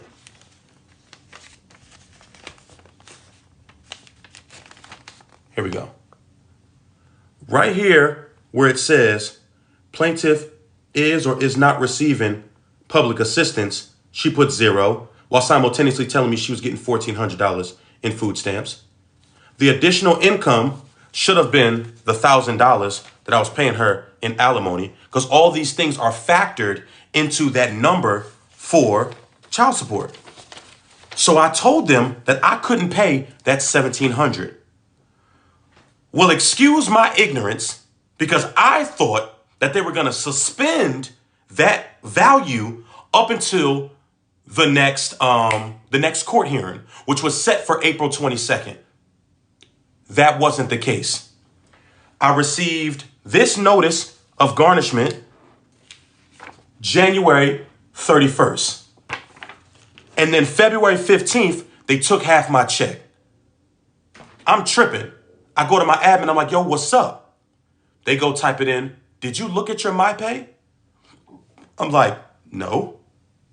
I'm like, well, I looked at the paycheck, yeah, but I didn't look at anything else. Like I looked at my LES, my leave and earnings statement, my check stub. They said, no, go down to court orders. I said, why would I do that? Because there's something there and we're not at liberty to tell you. We just have to instruct you to go look that up. I said, okay, cool. I go and I look it up and I see that notice of garnishment. They were thereby garnishing my wages, taking 50% of my check. So now, come February, I'm getting a $700 paycheck. I hit her up immediately. Hey, listen, I believe February was the only weekend that I didn't go see the kids because I couldn't afford it. I'm like, I got a $700 paycheck. I can't even afford my own bills. On the 15th of the month, I'm behind $200. So now I'm like, yo, moving forward, I'm not going to be able to do the whole 1,000 in alimony. I'm only going to be able to do half because now they're literally taking $1,700 out of my check. She responded like she responds now to almost all of my messages. Okay. Then she starts her onslaught on TikTok and the smear campaign with all of her little friends. He's not paying child support. He's not paying alimony. I just showed y'all the alimony. I just showed y'all the notice of garnishment. They took it in February, they took it in March, and they took it in April. So let me give you some numbers. February, March, and April, $5,172. So all in all, from September to present day right now, I've given her $11,120.49. Deadbeat where? And then you go so far as to disrespect my friends, not even realizing that February, they helped me pay that alimony because I didn't have it. The first of the month now, I'm behind. And I told her this via text message. I'm now operating in a deficit. Because of my depression, I haven't really been battling like that on TikTok. I tried to get a little bit back more active, but I just don't be feeling like it. Because I feel like I'm not being me. And I built my platform off of being transparent with my audience. And I'm not just going to get on here just for the sake of faking happiness, breaking out and crying every live. Because God forbid I show a little bit of emotion. Now all of a sudden I'm doing this and doing that. So I go and I talk to my therapist. I go and I talk to my friends and I vent to them, not social media. I told her, vent however you deem necessary on social media. But to say that I'm not taking care of my kids and I'm not helping you, crazy work. And you know you lying. And my biggest issue is that you got these women trauma bonding with you. You got these people out here supporting you under false pretenses, and I'm the one bearing the brunt of that. I have no problem with anyone supporting you. I welcome it. I support it. But the first of the month now, my reality is that I'm negative $293 to pay my own bills. The 15th of the month, I'm negative $247. That's $540 I'm already negative. Then, right after that, after I get my 15th of the month check and trying to make ends meet, I got to find money through the help of my friends, my close friends, and those that love me and care about me, to get money to come up and see my kids. Then I got to turn around a week later and find $1,000 to get to you for alimony. And I told her I am struggling. I've never been quiet about that. But even through my struggle, living off of $75 for a week and a half, eating ramen noodles for a week because I couldn't even afford groceries.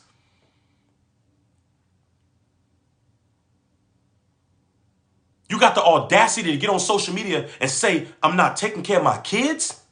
Now, let me take you one step further. Because although you may not know this, I'm sure you do. Because of all of what you were doing, there are people that have reached out to my chain of command and told them, oh, Petty Officer Holland's not paying his child support. What do? Now I got to go before my chain of command and give an account. Pull up my MyPay and show them the notice of garnishment. Show them through my LES that they're taking that money out of my check. You cannot be in the military and be behind on child support. You can't. It wasn't until more recently that you actually clarified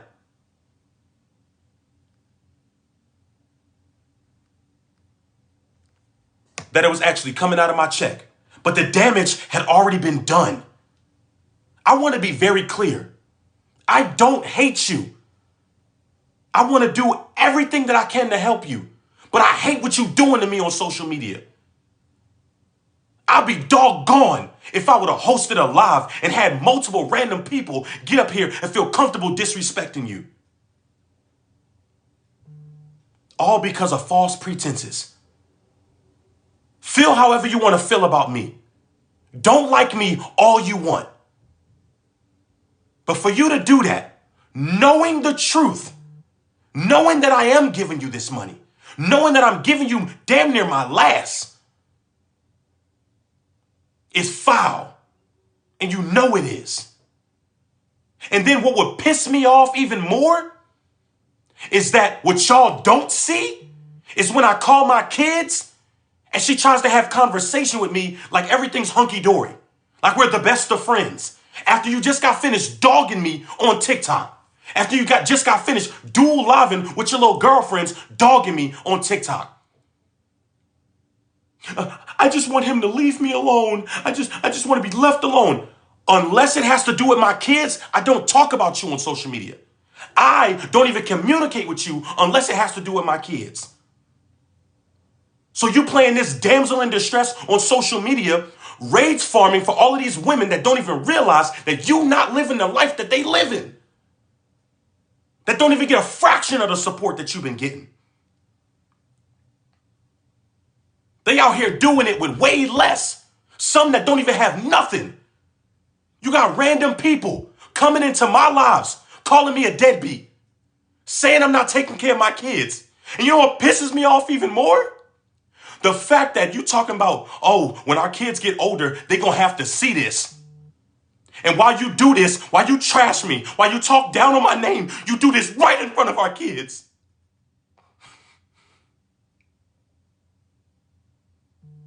So much so that my daughter walks up and says, are you talking about daddy? And I got to get screen recordings to my phone of you telling people you got to change the subject because our children recognize that you're talking about me. These past month and a half, 2 months, when you've been doing these lives in your car, Cairo is right behind you. You know damn right well I love my kids. You know damn right well I'll move hell and high water to ensure that you have what you need. But this shit is foul. And every single one of you that did lives about me, you now have to show some integrity. Because if you knew all of this while allowing her to do this and perpetuating these lies about me, you're just as disgusting as she is for those actions.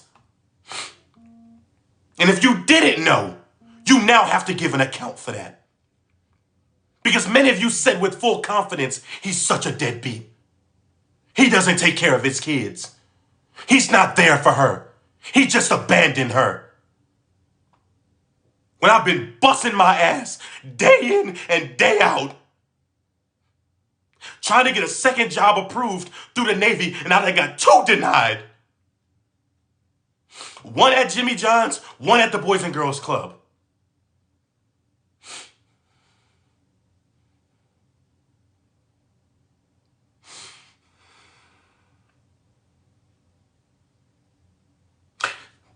Many of you think that this shit is easy. Divorcing her was not easy. That was my best friend. And many of you think, oh, just because he asked for the divorce, he should be okay.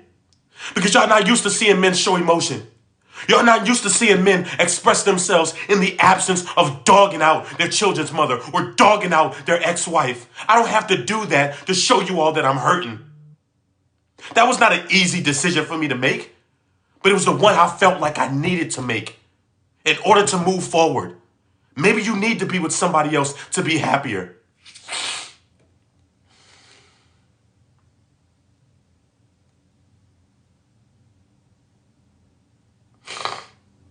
I've been diagnosed functionally depressed because I still operate at a high volume, because I recognize I still got to go to work. I still got to put the work in at my job. My personal life has not a damn thing to do with my professional life. And I thank goodness for this chain of command that I have, that I can be vulnerable with, that have been through some of the things that I've been through, that have held space for me. My friends and coworkers that have been through some of the same things that I'm going through. You don't have no deadbeat ex-husband, no deadbeat baby daddy, and you know you don't. Now, can I hold space to say that you may be, well, not maybe, you're clearly angry with me, and that's okay. I've said to you on multiple occasions, vent however you deem necessary. Hold space however you deem necessary. But when I got to do things like find out about my daughter's autism evaluation on TikTok, I got a problem with that. And I hit you up and I say, hey, can we open this line of communication? I don't care what you do on your platform. You've been dogging me for months. And I've said nothing. Even before all this court and child support stuff came into play. All of these little fuck-ass duets that you be doing, throwing shade at me. And I say nothing. Do what you need to do. That's fine. If anybody knows anything about me, it's that I love my children. And I'll give my absolute last in order for them to have.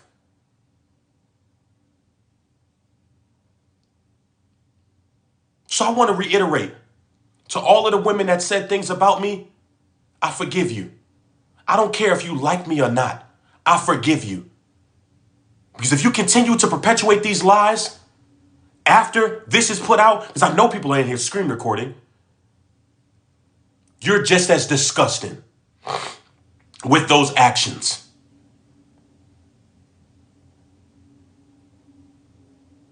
Because I had no problem with you all supporting her.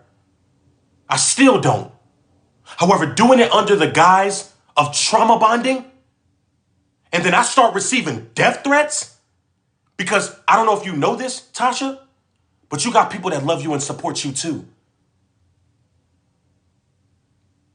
Now, granted, that portion wasn't your fault, but they're acting based off of the things that you're saying, knowing that they're lies. How dare you not take care of that black woman and those children? How dare you abandon her because you got your friends saying on live that I've abandoned you and that I'm not helping you. And you do all of this with no receipts. That's why I hate this app now. Because just like Polisa, you did the exact same thing that she did. Making it seem as though I'm not supporting you.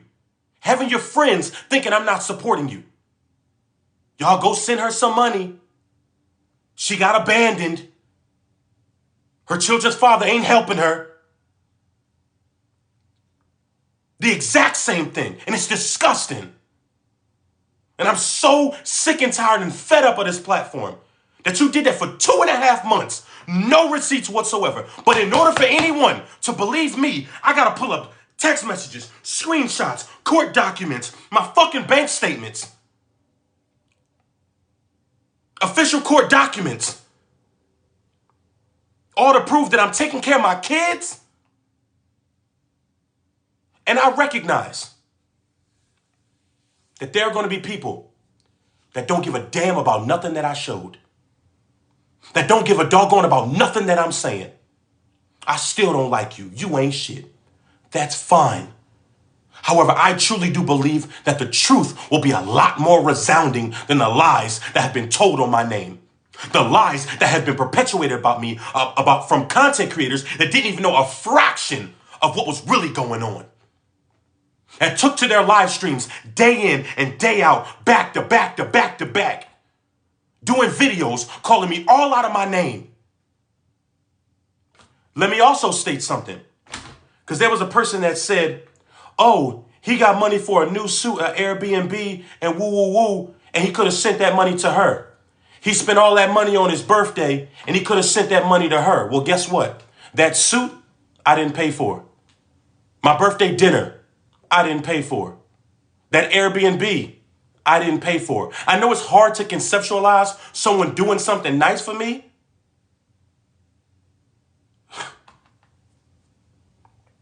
That night was crazy. Crazy work. But I didn't pay for none of that. I was treated. But then those very same individuals that did that for me, those two beautiful women that did that for me, also helped me come and see my kids.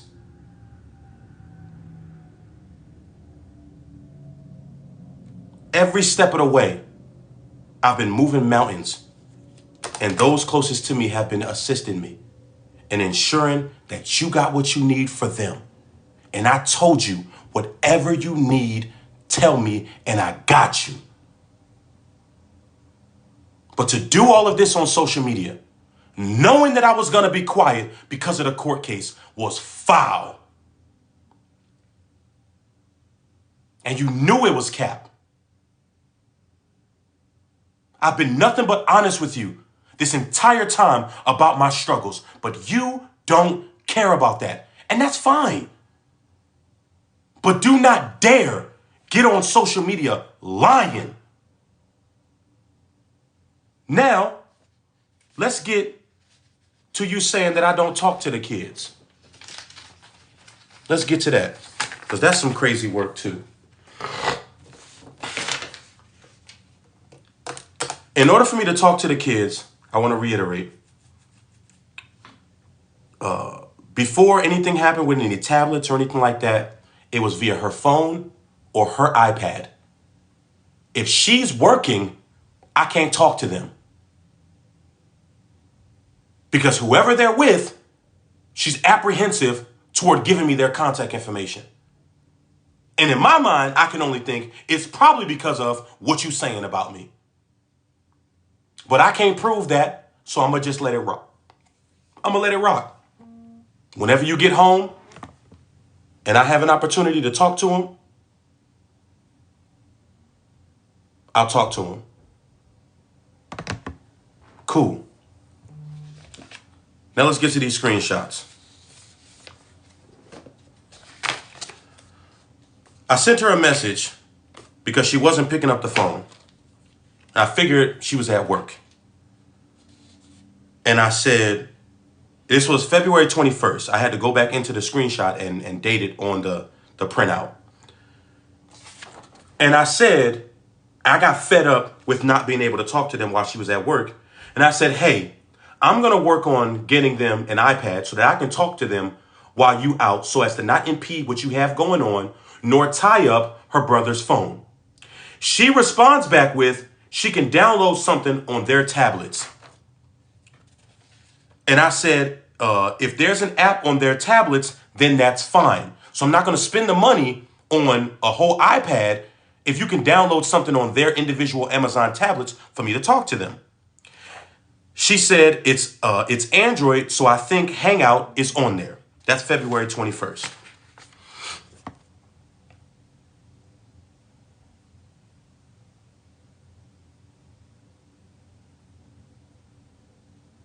No problem. That's February 21st. February 28th, I hit her up again. Did you download the app you said you would download on their tablet so I can talk to them? She said, yes, she did. I said, Google Meet. Did you add me as a contact on them? To this day, those still are not on their tablets. I said, okay, cool. Saturday, March 23rd, I text her again. At this point, she told me that she was getting them iPads, the older two. So I said, okay, cool. Mind you, February 21st, I asked her to get them an iPad, and she told me she would download the Google Meets on their Android tablets. Didn't happen. Saturday, March 23rd, I said, hey, I still haven't received those emails I was supposed to get a few days ago to be able to talk to them on their iPads. Can you send that so I can talk to the kids? Still hadn't received them. Then she gets on TikTok. What was it? My apologies. This happened, I think, the day after my birthday. Talking about, I've gone 10 days without talking to them. I don't call them, blah, blah, blah, whatever, whatever. I didn't know what her work schedule was, nor did she tell me. because she reported no income in January. So I didn't know any jobs that she had. I found out about the jobs that she had on TikTok. Her doing Uber Eats. Her texting me and telling me that she was doing DoorDash. Her telling me that she was doing Uber to keep the vehicle that she had. And then finding out that she's pulling 15, 16-hour shifts at a mental health facility as I'm not sure what the exact title is, like medical assistant or something like that, at an adult home for autistic adults. It's 4 different jobs, right? So I don't know what your work schedule looks like. I hear her say on TikTok, do a screen recording, of course, because, let me also mention this too. She likes to mention how while we were married that I blocked her when I filed for divorce. She likes to conveniently leave out, she asked me to block her because she didn't want to see my thirst traps and the women in my comment section. She likes to conveniently leave that out. I didn't just block her for the sake of blocking her. She asked me to do so, but I digress. I then hit her up on March 26th afterwards, telling her, hey, I still don't have those emails. She said on TikTok that her work schedule is she takes the kids to school in the morning, and then from 8 o'clock in the morning till 2 o'clock in the afternoon, she does Uber Eats. Of course, with Uber Eats, she can stop that whenever she wants. Goes to go pick up the kids and takes them home. Her dad has them from 2 in the afternoon until midnight now. She's working at the mental health facility. From midnight till 3 in the morning, she's doing Uber. So in my mind, I'm thinking, so what's the apprehension toward me getting them? Because barring that schedule, you're not raising them. Your father is. So why not give them to their father to help you? But like I said, if I wanted to go to Philly today and get my kids, I could. But I don't want to put them through no back and forth if we can't agree. They don't deserve that. So I would much rather us agree, especially considering my schedule, because I'm going to have to talk to my chain of command to ensure that I can have them. Ensure that I get that space to take care of them.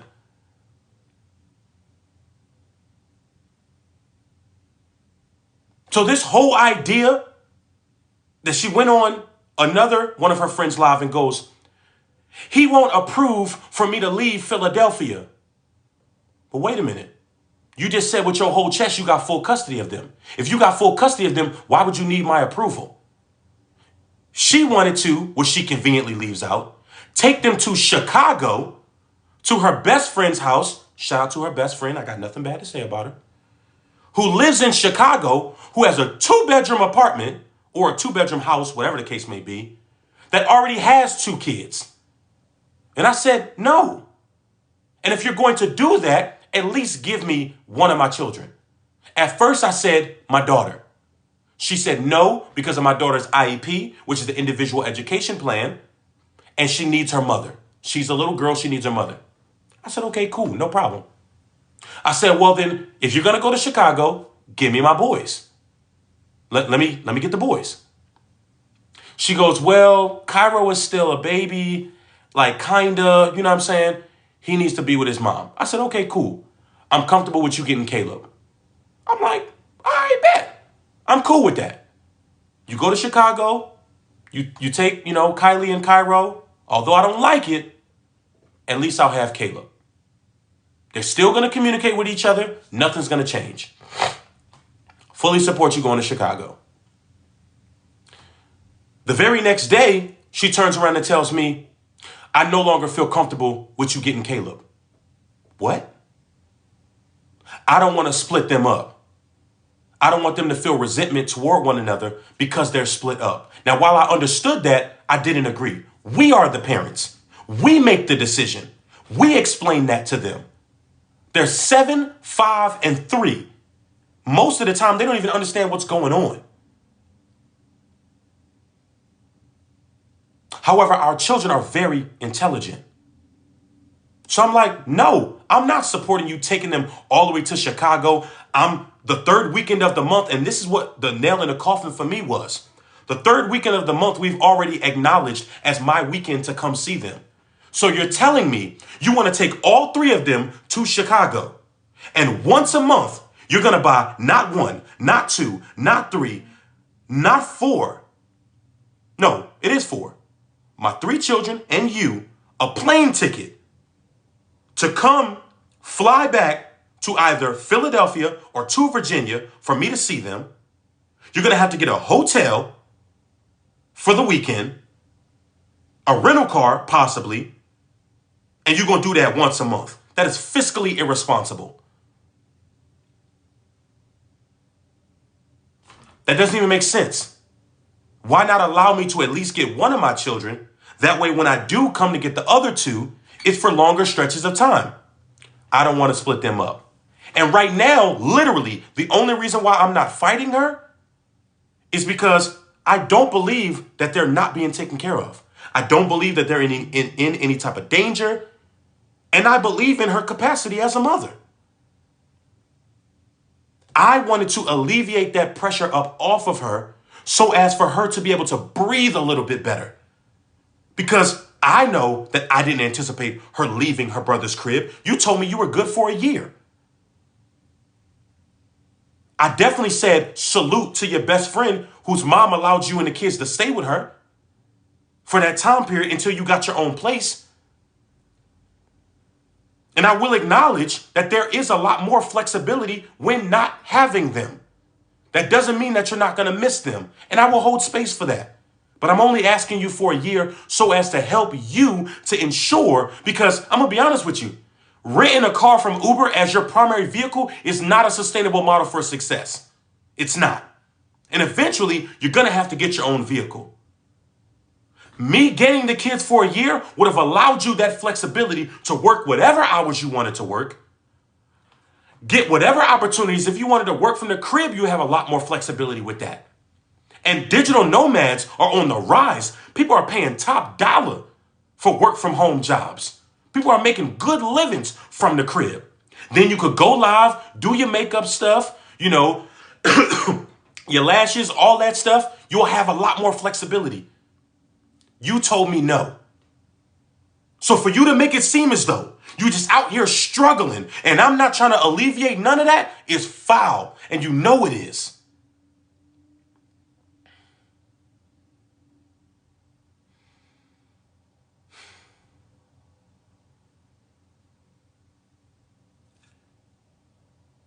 The statement that you made in regards to your mental health and me saying that, all of the things that I said in regards to your unaliving attempt and things of that nature that I apologize to you for. In front of all of these people, yet again, I'm going to apologize. Because I should not have said a lot of the stuff that I said on that live.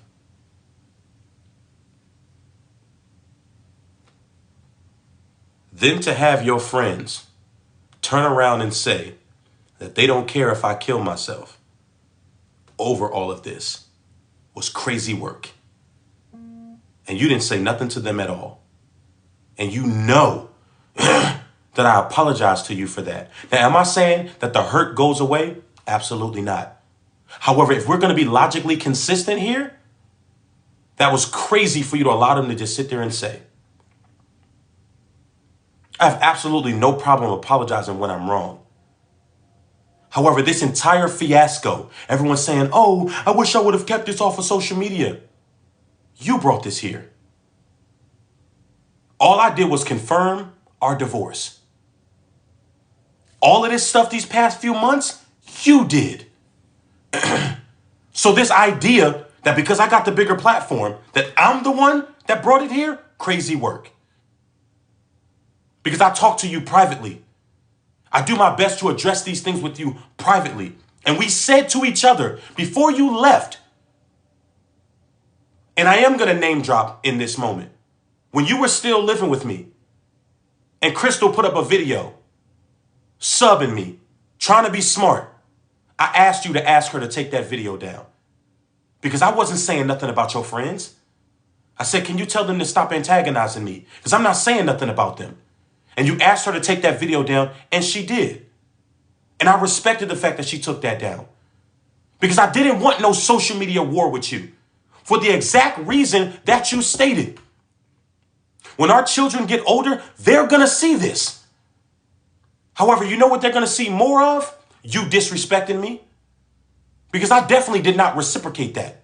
So for you to make it seem as though that you just want me to leave you alone, stop talking about you. You accuse me and my friends of talking about you on their live stream. Crazy work. Nothing but lies. My friends do not talk about you. And if I'm going all the way there, there are people that hit me up that have wanted to say something to you. Friends that have wanted to defend me because my friends knew all of this. But I told them, don't say nothing. Don't engage her. And you go and disrespect my friends talking about you regularly on our live streams, and it was nothing but cap. Because we actively avoid. I asked them, not on some like checking them type of situation. I asked them, can y'all please not engage her? I know y'all know the truth. I know y'all want to defend me, and I'm not calling out nobody specifically. Don't say nothing to her. I don't want to mess my case up. And when I finally do drop, it's going to be me. I'm not letting nobody in the box to feel comfortable disrespecting her at all. But I'm tired. I really am. And then I'm going to get the onslaught of comments of, you always in some drama. You always in some mess. While actively avoiding this. But I got to do all this to prove my innocence in this regard.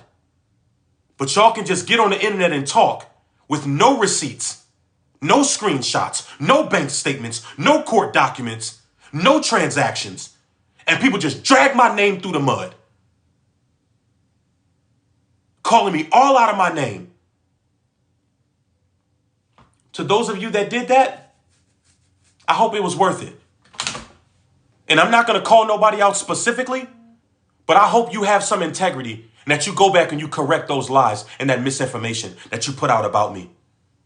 I don't give a damn if you like me at all. I care very little. I care that my supporters respect me. And you can not like me for maybe something that I posted or something I said. That's fine. But I'm more concerned with people respecting me.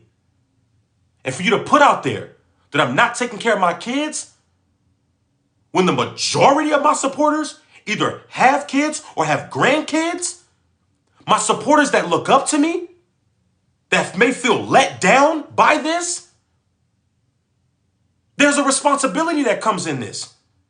Many of you said in my comment section of my video, I speak, you don't owe us nothing.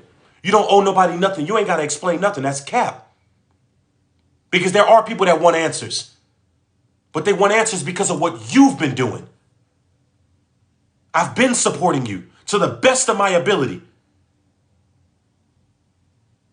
Most days, let me pause to make a point really quickly, because there was something else that you said. You said on your live, I'm trying to figure out how he still lives in a 4-bedroom house and me and the kids are not there.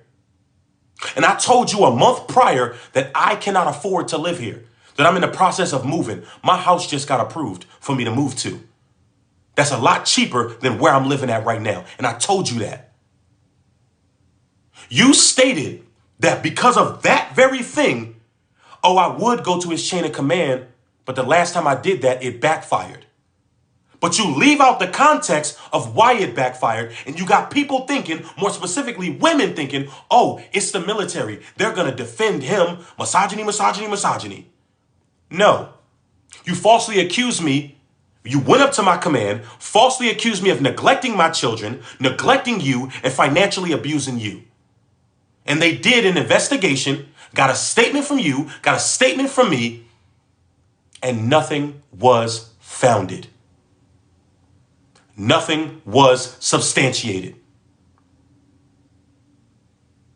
And you were deemed a threat of neglect and abuse against the children, not once, but twice. But you conveniently leave that out. So no, you didn't just go to my chain of command for support in your time of need. You got these women out here thinking that I'm just this ain't shit ass military dude, content creator, making all this money that I'm not making and not supporting you. And you know that that's the furthest from the truth. That I'm literally giving you my last to ensure that I'm meeting these deadlines. You sat in front of that judge on the 22nd of this month and lied to his face. When I said I'm paying $1,000 in alimony, he looked at you and go, you're getting alimony? No, I haven't received anything. That's what you said. In court. Recorded in court. Then you double down and say he's behind $1,000, which is a fact. I am. Because I told you, because of the garnishment of my wages,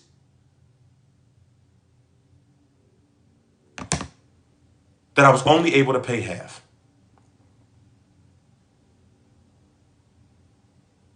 Crazy work. Not knowing that the judge had right in front of him those very same screenshots, those bank statements and transfers of me paying that money. Then you said I pay it when I want to.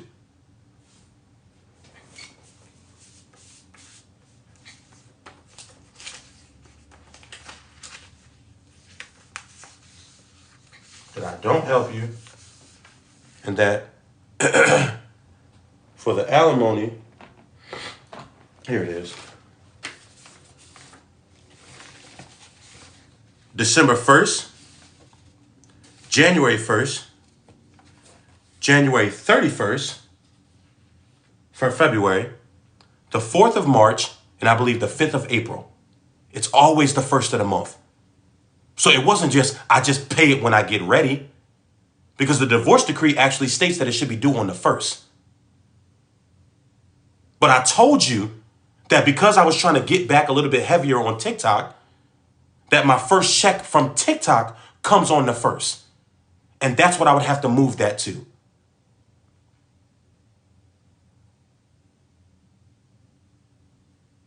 I've been nothing but transparent from the very beginning. Feel how you want to feel about me. Hate me all you want. But a deadbeat father, you'll never be able to call me that. An absentee father, you'll never be able to call me that.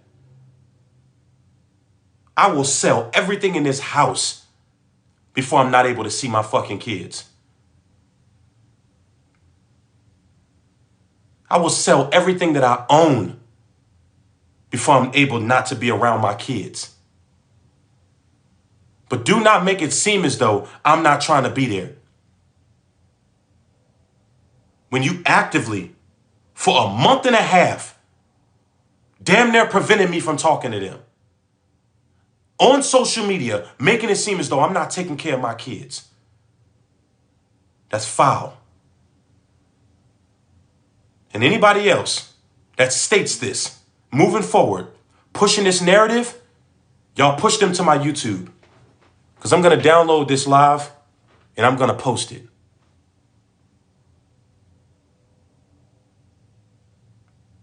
I don't want to beef with you on social media. This is not the route that I wanted to go. But what you're not going to do is lie on my name. What you're not going to do, it has social media out here thinking that I'm not taking care of my kids and that I'm not supporting you. I told you, whatever you need, I'll move hell and high water to make it happen. I recognize that divorce is rough and rough for all parties. I never said we had to be the best of friends. I never said that everything had to be hunky-dory. But what you don't get to do is get on live disrespecting me damn near every single day. And then make it seem as though I'm not supporting you. All because you want to push a narrative and make money on social media off of the degradation of my name. I'm sure your supporters, hell, my supporters, don't mind helping you at all. However, them rendering that support to you under the guise that they're doing it because they're relating to you, they're relating to a situation that one of their girlfriends or family members or mamas might have went through or that they're presently going through, that's foul.